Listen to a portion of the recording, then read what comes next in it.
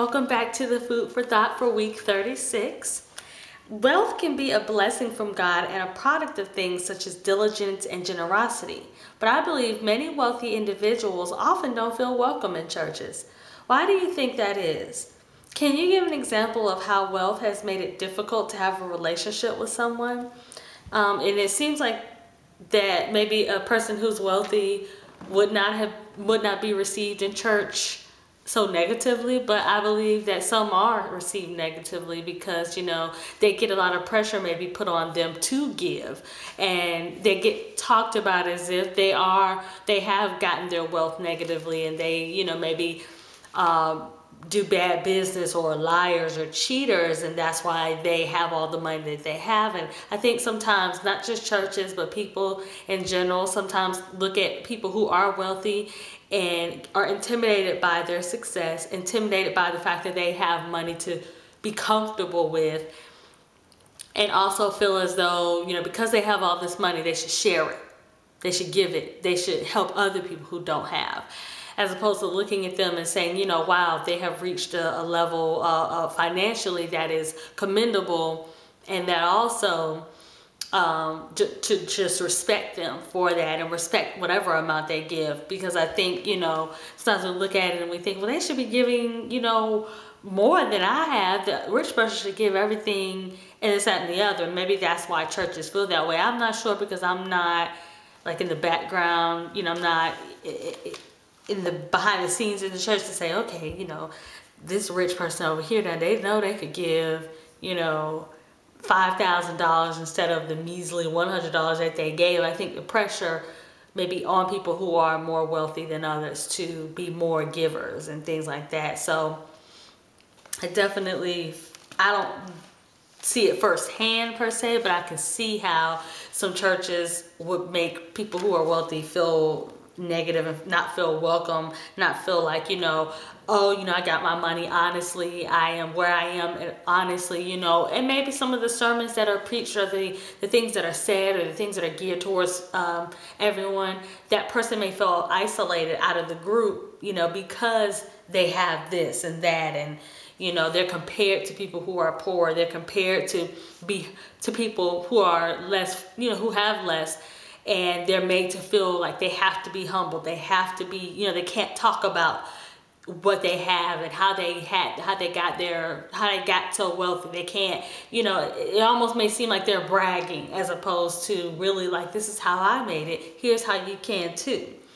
So I think that might be some of the ways that churches may neglect or make people feel unwelcome who are wealthy.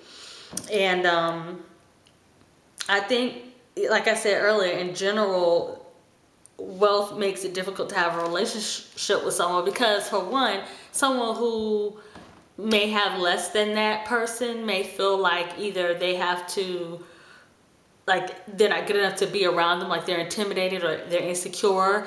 Especially, let's say they go to lunch or something like that, they may feel like that person should always have to pay because they have more money than they should understand that, as opposed to it being like, mutual, like, well, they don't need me to pay for lunch because they got it, And just not feeling up to par, not feeling like, you match with that person or feel like you have anything to offer them, It's kind of like when people give gifts, well, what do you give the person who has it all?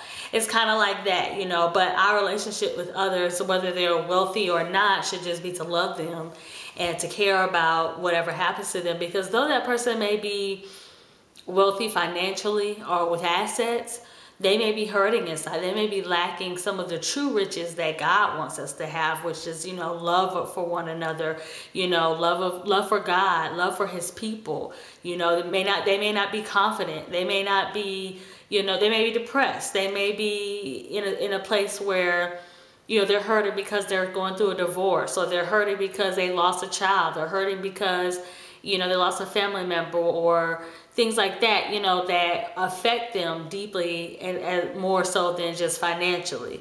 So sometimes I think we look at people who are wealthy and who have it all, so to speak, as like, well, what do they need me for? Well, how can I benefit them? And just have that negative, insecure, and inadequacy about us in that relationship. So I can see how it could be that way. And then on the flip side of the person who is wealthy, they may be condescending to a person who doesn't have it, or they may invite them out to, you know, an event or whatever, and that person may not feel comfortable being around people who are wealthy or, you know, affluent and things like that. They may not consider how someone who is not of their stature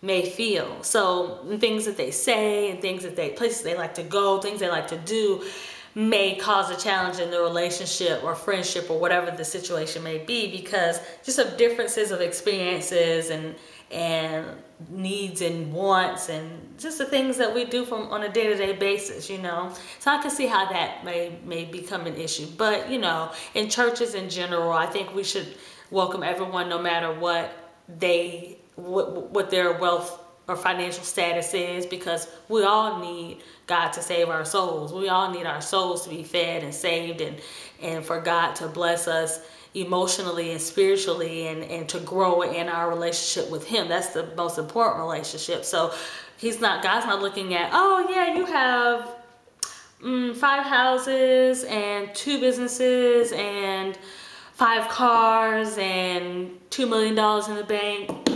There you go. You're a better candidate than the person who's, you know, in debt and has 2 divorces under their belt and, you know, only, you know, makes minimum wage. You know, God's not looking at that. If anything, He's looking at the poor person like, I need you. I need you to make my example to glorify me. You know what I mean? I'm not saying that He's not using the wealthy, because He uses the wealthy as well in many parables to show and edify, you know, His principles, how He wants us to live. So gotta take the good with the bad, but also just enjoy one another and bless one another in a church environment, fellowship with one another, because we all have things that we can give one another. So I think that's how, you know, we can benefit in a relationship with a person who's wealthy or not.